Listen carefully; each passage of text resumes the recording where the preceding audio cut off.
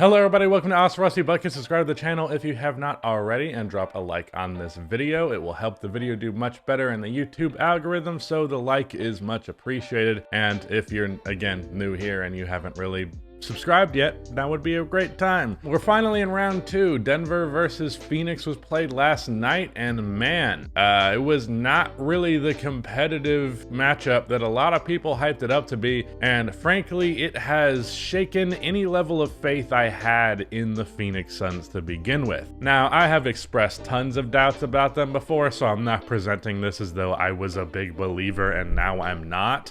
But kind of everything that I feared with Phoenix was proven to be an issue in Game 1. A lack of depth, not really having players that you can rely on. Sure, there was a decent amount of scoring off of the bench, but actual impact on the game there was very little. As a whole for Phoenix, what they have going right now is very much just kind of like Durant and Booker do something, and if that's not working, like not much comes of it. Like Chris Paul's role is not really that significant to this team anymore, at least not the significance that it obviously was. And DeAndre Ayton isn't really still being that aggressive looking for his own shot, so he's kind of just finishing plays. It's an important role to have, for real. So I'm not suggesting that DeAndre Ayton is not that valuable, but it's also not as though he is having the level of production that you see him capable of having. So given that, if Durant and Booker don't both have phenomenal games, then nothing really comes of it. It's usually not a win, and Durant had an okay game. Booker, from what I remember, did not have a very good game, and even in the case of Durant's, like I think he had like 29 and 14 or whatever, it was a very quiet 29. It was a very common consensus I was seeing on Twitter with people like, man, really felt like Durant wasn't in this game, but he has 29 points, so I guess I'm wrong. That's something that he's always kind of done. If anything, if you were to look for a player throughout history who's the perfect example of a quiet 30 piece, it's Kevin Durant, because he just scores so casually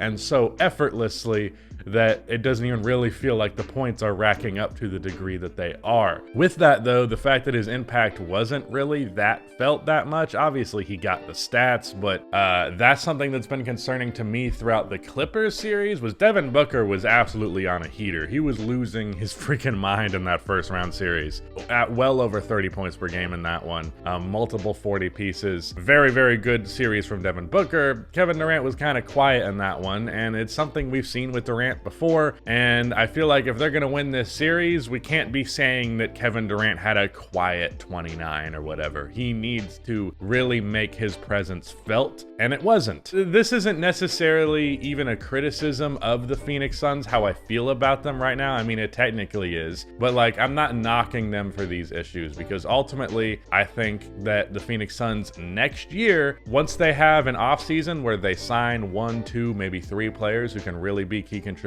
off of their bench, as soon as they get a training camp with Kevin Durant in there, as soon as they have a full season of this team playing together, they would be my title favorite. So it's not as though the talent's not there. Phoenix did the hard part. They got their star core of players. Now you have to actually build a good NBA roster around that core, and as of right now, it's not really there, because I think depth is increasingly becoming more and more important as the years go on, because talent is becoming so much more inflated to a degree. Like, just simply having 2 star players, like really good bucket getters, and Kevin Durant and Devin Booker, it's not enough. It's just not, because you face a roster like the Denver Nuggets and you're getting it from all angles from them. Other than Michael Porter Jr., who was kind of quiet, every starter was absolutely fantastic for this one. MPJ was fine, but he didn't really stand out in the way AG, Jamal Murray did. Nikola Jokic had an average, a little bit below average game for him, which is to say he was still fantastic, because a below average game for Jokic is still better than 98% of players' good games. KCP filled his role well, hit some 3-pointers,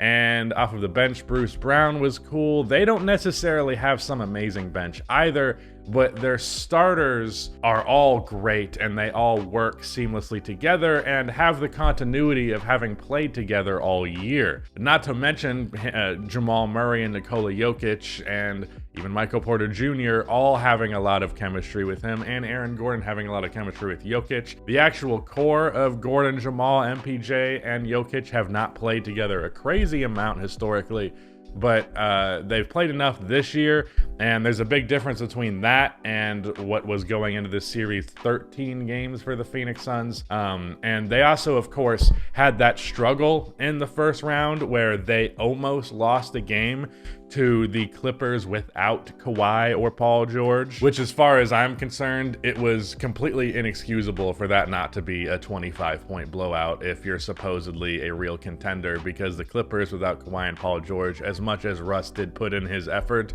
should not be a team that's remotely competitive with a contender in a playoff setting. That's why I released a video titled "The Phoenix Suns Are Kinda Sus," and game one of this series has shown that, yeah, they are kind of sus. I just don't feel very good about them. Obviously, they have Kevin Durant and Devin Booker, and the Phoenix Suns have been good in the past, so if they ended up proving me wrong, I wouldn't be that shocked. But I just don't think now's the year, and that's fine. I think next year they will be great, but this year probably just ain't it, and I'm feeling real good about Denver in this series after this game one. I didn't put out a series preview for this one simply because I screwed up the timing, and it just didn't end up happening. Whatever, I've been on top of my stuff lately, so I can let that one slide.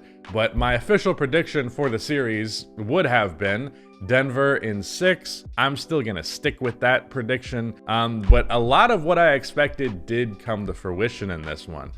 All the stuff that I previously mentioned regarding Phoenix's issues, but also in regards to how Denver succeeded. Because you had Jamal Murray having this electric game one. He was fantastic in the Timberwolves series in a way that I think kind of fell under the radar because who was really watching that series? I don't think I talked about a single game from that one just because it was kind of a foregone conclusion from the very jump, but Jamal Murray was absolutely scorching in that series, and it seems like him as a playoff player is just absolutely a star level guy. If not sometimes, not usually, but sometimes bordering on that line of superstar level production, which is pretty insane for a guy who's never even been close to making an all-star team. Michael Porter Jr., his role defensively is what stood out to me, because this is something that I hoped would happen. Wasn't sure if Michael Malone would actually go with that. Michael Porter Jr. primarily defended Torrey Craig and what's his name? Oh God. Josh Okogie.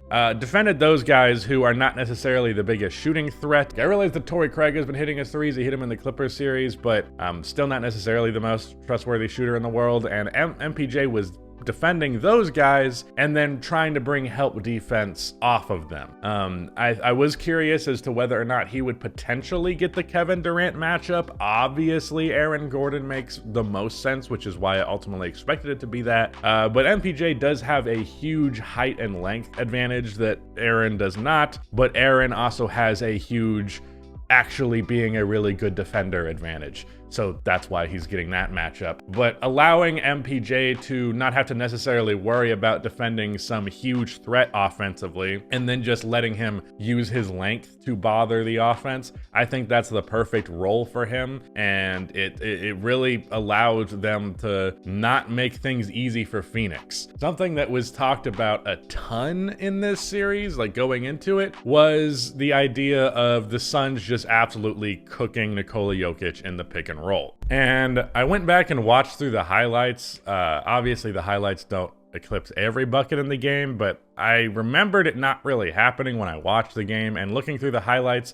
I saw 2 clips where Nikola Jokic didn't step up enough on a mid-range shot, and I think one of them was Chris Paul and one of them was Kevin Durant. Not exactly the huge it factor and why this series would go negatively for Denver. Luckily, I think that Michael Malone has learned that Jokic stepping up in the pick and roll rather than dropping is in the best interest of their defense just, obviously it leaves potentially a little bit of a hole defensively at the rim if things are able to slip by him, because obviously Jokic is not the fastest on his feet. But the way that Phoenix would burn them would be in the mid-range, because that's the area where they are by far and away the best in the league. And with that being the case, with that not being a factor, it really makes the offense become questionable. Because if you look at the shooting difference from outside in this one, it definitely felt palpable. I don't know what the actual difference in amount of threes was, but it definitely seemed like the Nuggets were reining it in from outside. Meanwhile, Phoenix got some mid-range stuff going, but there was always a hand up. And even if the shots went in or not, it was respectable enough defense that you just kind of have to live with the result. If you're gonna play Kevin Durant, Devin Booker, and Chris Paul, you're gonna give up a couple of contested mid-range shots. That's just life. But ultimately, if those shots do get a contest, you're pretty happy with that result. And I would say Denver should be pretty happy with the result thus far. Yeah, Aaron Gordon, just to shout out individual performances, also had a fantastic game. Hit a bunch of threes, a couple of takes himself to the rim through like a bunch of contact. Hit a really huge fadeaway towards the midway point of the second quarter that really felt like it was a big play in terms of Denver's momentum. I feel really good about them. I feel really bad about Phoenix, and that's my thoughts on this game one. We'll see what happens in game two. Shout out to Rudy for editing this video, and goodbye.